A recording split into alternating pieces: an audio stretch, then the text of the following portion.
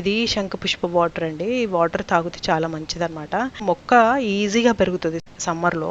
అది ఒకసారి పెడితే దానికి ఎన్ని సీడ్స్ వచ్చాయంటే అన్ని సీడ్స్ వచ్చాయి. అవి ఆటోమేటిక్గా ఎండిపోయిన తర్వాత పేలిపోతాయి అనమాట. సీడ్స్ పైన తొక్కలో ఇలా రౌండ్గా అయిపోతాయి, పేలిపోయి ఎక్కడెక్కడో పడిపోతూ ఉంటాయి అనమాట. అలాగా 2-3 మా దగ్గర బాగా ప్లాంట్స్ వచ్చేసాయి.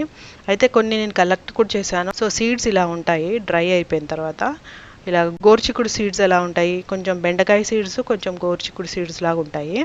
సో ఈ సీడ్స్ మనము ఎక్కడైనా వేసుకోవచ్చు అనమాట. చాలా ఈజీగా గ్రో అవుతుంది. ఇమీడియట్గా 2-3 డేస్కే అది వచ్చేస్తుంది అనమాట మొలక. ఇవి పూలు పూజకి బాగా పనికొస్తాయి. చాలా బ్యూటిఫుల్గా ఉంటుంది. బ్లూ కలర్ చాలా బాగుంటుంది. చిన్న ప్లాంట్కే చాలా ఎక్కువ వస్తాయి అనమాట. అయితే మా దగ్గర ఒక సీడ్ పడిపోయి పైనాపిల్లో పడిందండి. పైనాపిల్ వాటర్లో పెంచుతున్నాం కదా, దాంట్లో పడింది. దాంట్లో పడ్డ తర్వాత కూడా మొలకొచ్చింది చూడండి.